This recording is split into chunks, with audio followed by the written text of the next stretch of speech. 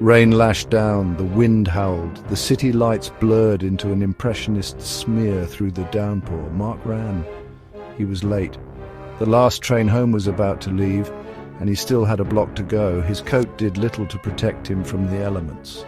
Water streamed down his face, mixing with the sweat of his frantic dash. He could hear the distant rumble of thunder, a low growl that echoed through the canyons of the city. Lightning cracked, momentarily illuminating the street ahead. There, at the end of the block, was the train station. A beacon of warmth and light, it promised shelter from the storm and a journey home. Mark pushed himself harder, his lungs burning, legs aching. He could make it. He had to make it. He burst through the station doors, gasping for breath. The station was mostly deserted. A few figures huddled on benches, their faces lit by the harsh fluorescent lights overhead. They looked up at him with a mixture of curiosity and annoyance as he rushed past, his wet shoes squeaking on the tile floor. Mark ignored them. His eyes were fixed on the clock that hung above the ticket booth, 11:55 p.m. The last train was leaving in 5 minutes.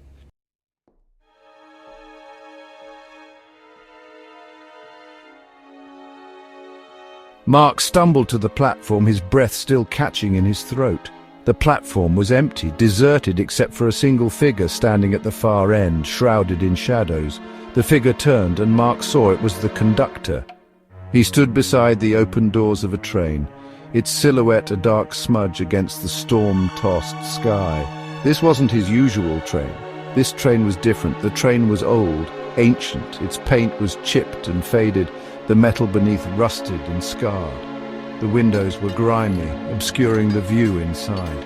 A single flickering light emanated from within, casting long, grotesque shadows that danced across the platform. The conductor, his face barely visible beneath a wide-brimmed hat, gestured towards the open train doors. His hand was skeletal, the skin stretched taut across the bones. Mark hesitated. Something about the train, about the conductor, filled him with a sense of unease. It felt wrong, out of place, like a nightmare bleeding into reality. He glanced back at the station clock, 11:59 p.m. He was out of time. With a resigned sigh, Mark started walking towards the train.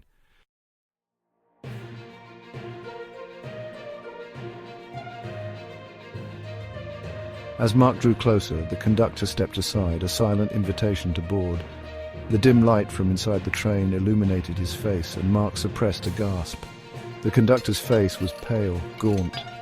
His eyes were two dark pits, devoid of any warmth or recognition. A smile played on his lips, but it didn't reach his eyes. It was a smile that sent shivers down Mark's spine.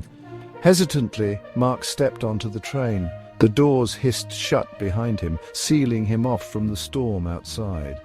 He found himself in a narrow, dimly lit corridor. The air was heavy with the smell of dust and something else, something metallic and vaguely sweet. It reminded him of old blood. The train lurched forward, slowly at first, then with increasing speed. Mark stumbled, grabbing onto a nearby seat for support. He glanced around, his unease growing with every passing second. The train was empty. There were no other passengers, no luggage, no signs of life, just rows of empty seats, their upholstery worn and faded as though untouched for decades. He was alone.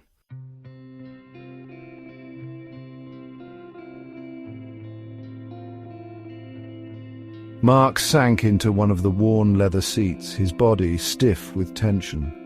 The train rattled and swayed, picking up speed as it left the station far behind. He could feel the vibrations in his bones, a rhythmic drumming that matched the frantic beat of his heart. He tried to calm himself, to rationalize his fear. It was just a train. An old train, yes, but a train nonetheless. It would take him home. It had to. But the silence gnawed at his nerves. There was no hum of conversation, no rustling of newspapers, no crying babies. Just the relentless clacking of the wheels against the tracks and the mournful whistle of the wind as it howled outside. It was the silence of the grave, a suffocating emptiness that seemed to press in on him from all sides. He closed his eyes, trying to block out the unsettling stillness. He opened his eyes and glanced at his watch. It was 12:15 a.m. The train should have reached his stop by now. He frowned, a knot of unease tightening in his stomach. He had ridden this route countless times, knew the schedule by heart. There was no reason for the delay. He got to his feet, his unease growing with each passing moment. He made his way to the front of the car, his footsteps echoing in the silence. He would find the conductor, ask him what was going on. This was ridiculous. He was letting his imagination run wild. It was just a delay, a minor inconvenience, nothing to worry about.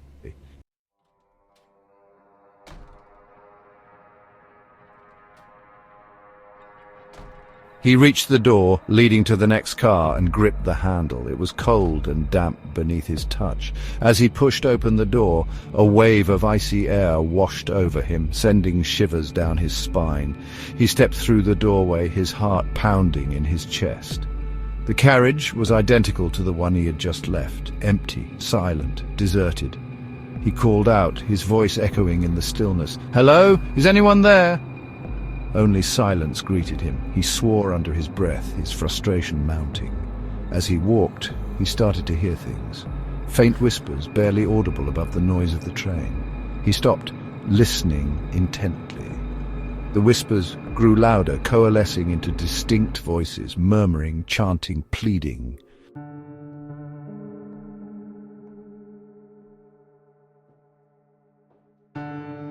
Mark quickened his pace, driven by a growing sense of dread. He had to get off this train. Now. He reached the end of the carriage and yanked open the door to the next one. But instead of another empty carriage, he was met with a wall of fog. Thick, swirling fog that seemed to writhe and pulsate with an unnatural life of its own. He recoiled, his heart hammering against his ribs. What was going on? Where had the fog come from? He reached out a hand, tentatively touching the swirling mist. It was icy cold, sending a jolt of fear through his body. He could feel the moisture condensing on his skin, could smell the damp earth and decay that clung to it. He pulled back his hand as if burned, his breath catching in his throat. He had to get out of here. He had to find someone, anyone. He turned and ran back the way he had come, his footsteps echoing in the silence. He ran through carriage after carriage, the fog swirling behind him, pursuing him like a living thing. He could still hear the whispers, louder now, closer, their voices filled with a chilling urgency. He glanced out the window, but the glass was fogged up, obscuring the view. He couldn't tell how fast they were going, or even if they were still on the tracks. He stumbled to a halt, his chest heaving, his mind racing. He was lost, trapped on a train that seemed to exist outside of time and space, surrounded by whispers and shadows and a fog that chilled him to the bone. He sank to his knees, a wave of despair washing over him. He was never going to get off this train. He was going to be trapped here forever.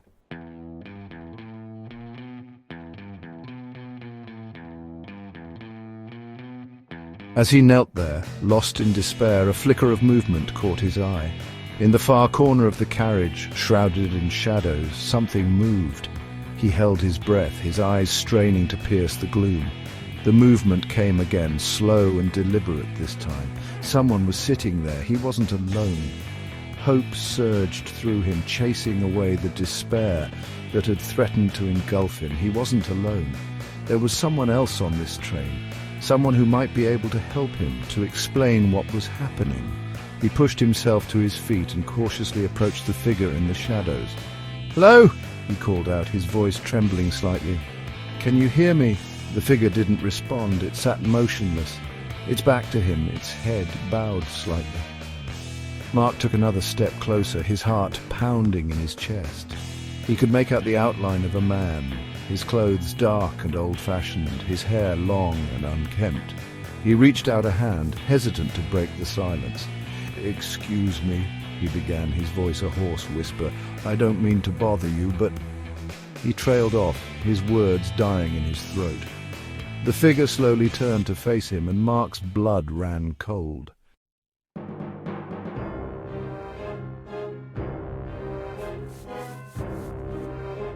The figure's face was as pale as death. The skin stretched taut across his bones. His eyes were wide and vacant, staring through Mark as if he were a ghost. His lips were pulled back in a grotesque parody of a smile, revealing teeth that were stained and chipped, like those of a corpse long buried. Mark recoiled, his stomach churning with a mixture of fear and revulsion. This was no ordinary passenger. This was something else, something inhuman.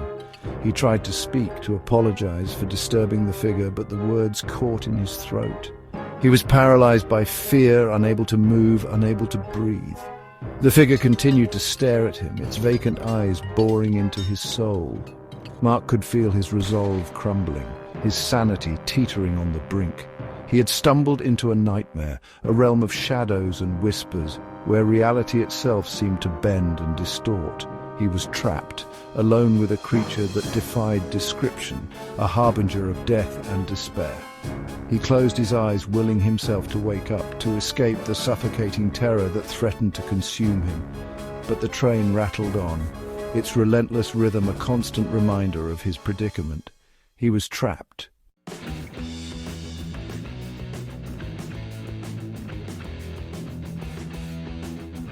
Mark stumbled back, his mind reeling. He wanted to scream, to run, to do anything but stand there and face that horrifying visage, but his legs felt like lead, his voice stuck in his throat. The figure rose slowly from its seat, its movements stiff and unnatural, like a marionette controlled by unseen strings. It took a step towards Mark, then another, the smile widening with each movement, becoming almost predatory. Mark's hand instinctively reached for the door handle behind him, but it wouldn't budge. It was locked. He was trapped. "No," he whispered, his voice a dry croak. "Stay back." The figure ignored him, its eyes never leaving Mark's face, its smile widening until it seemed to split its face in two. Mark could smell the stench of decay emanating from the creature, a sickly sweet odor that made his stomach churn. He pressed himself against the door, his mind racing, searching for a way out, an explanation, anything to break free from this waking nightmare.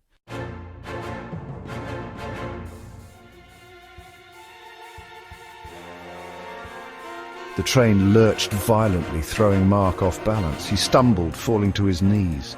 As he struggled to regain his footing, the lights flickered, plunging the carriage into darkness. Mark cried out, his voice swallowed by the shadows that pressed in around him. He scrambled back, his hands outstretched, searching for something, anything to hold on to. Panic surged through him, cold and suffocating. He could hear the rasping breath of the creature somewhere in the darkness, feel its icy presence closing in on him. "Help me!" he screamed, his voice echoing in the darkness. "Someone, please!" But his pleas were met with only silence, the deafening silence of the damned. He could feel the creature's cold, dead eyes on him, could sense its delight in his terror. He was prey, trapped in the darkness with a predator that thrived on fear.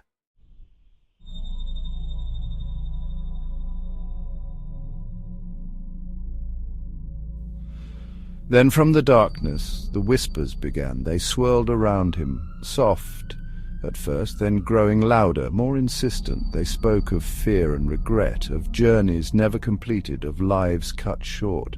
They were the voices of the train's past passengers, lost souls condemned to ride the rails for eternity. Mark cowered on the floor, his hands over his ears, trying to block out the voices that clawed at his sanity. They were all around him, above him, below him, whispering his name, beckoning him to join them in their eternal torment. He felt a cold hand on his shoulder and recoiled, his heart pounding against his ribs. He could feel the creature's fetid breath on his neck, could smell the decay that clung to its spectral form. "Let me go!" he screamed, his voice raw with terror. But the creature only tightened its grip, its laughter a chilling echo in the darkness.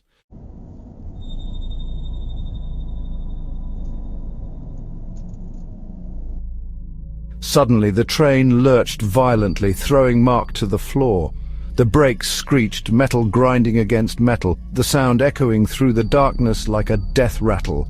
The train shuddered to a halt, the abrupt stop sending a jolt of pain through Mark's body. He lay there for a moment, stunned, his ears ringing from the screeching brakes. The whispers faded, replaced by an eerie silence that was somehow more unsettling than the cacophony that had preceded it. Slowly, tentatively, Mark pushed himself up to his hands and knees.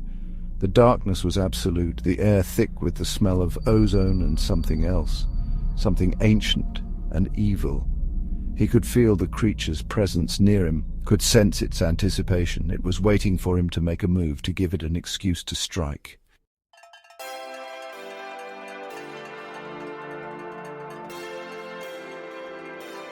Mark froze, every muscle tense, breath caught in his throat. He listened, straining for any sound in the suffocating darkness. Then, a faint glimmer of light appeared at the far end of the carriage. Mark found himself drawn to it, his last hope in a world gone mad.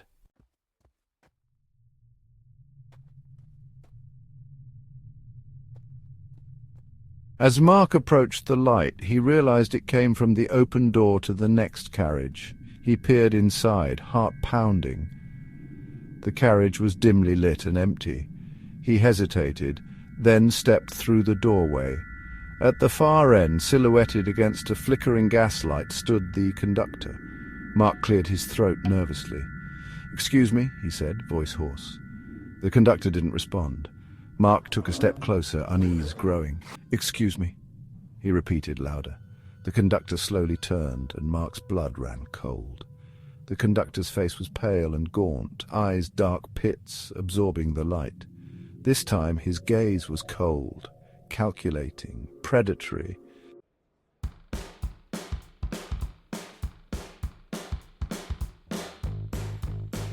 "You are lost," the conductor rasped. Mark stepped back, heart pounding. "What do you mean? Where are we?" The conductor's smile widened grotesquely. "You are nowhere. This train does not belong to your world." Mark shook his head. "That's impossible. This is just a train." "This train is a conduit, a bridge between worlds," the conductor said menacingly. Mark felt a coldness spread through him. "Why am I here? What do you want from me?" The conductor stepped closer, shadow falling over Mark. "You have been chosen," he whispered. "Chosen? For what?" The conductor leaned in, breath hot and fetid. "To join us," he whispered. Mark's mind reeled.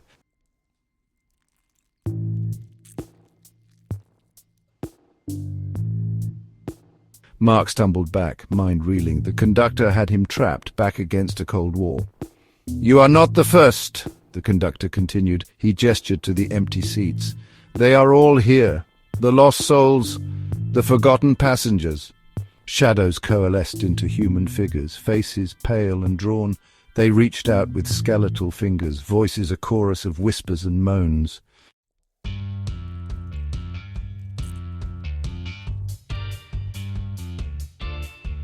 Mark recoiled from the spectral horde, mind screaming in terror. He stumbled back, fell hard on the metal floor. Ghostly figures advanced, eyes burning with hunger. He looked up at the conductor, eyes pleading. The conductor smiled cruelly. "Welcome to the end of the line." The train lurched violently, throwing Mark forward. He landed hard, vision a blur of shadows. The train was no longer on the tracks, hurtling through the air towards the edge of the world.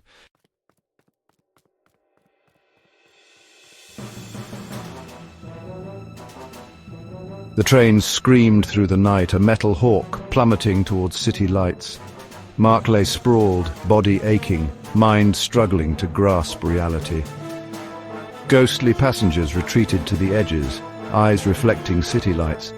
He staggered to the window, cityscape, a kaleidoscope of color and light. But the city twisted, buildings crumbling, lights fading to a sickly glow. It was a graveyard of broken dreams, a monument to oblivion.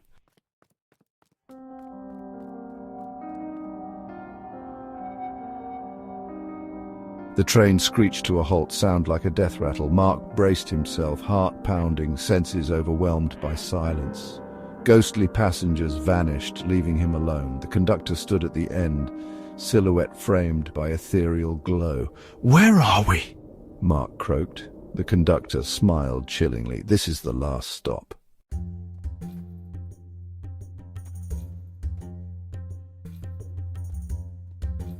Mark stumbled back, mind reeling. He wanted to run, but his legs felt like lead.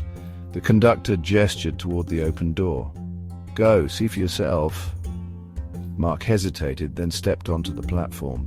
The station was deserted, platforms crumbling, tracks disappearing into mists.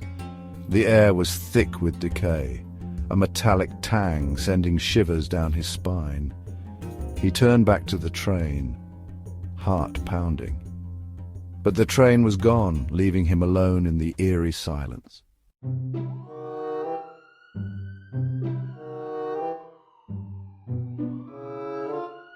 Mark stood frozen on the platform, cold air clinging to him. The silence was absolute, broken only by the wind. He took a hesitant step forward, footfalls echoing. The platform crumbled, metal railings rusted. The mists parted, revealing a desolate cityscape, buildings dark and skeletal.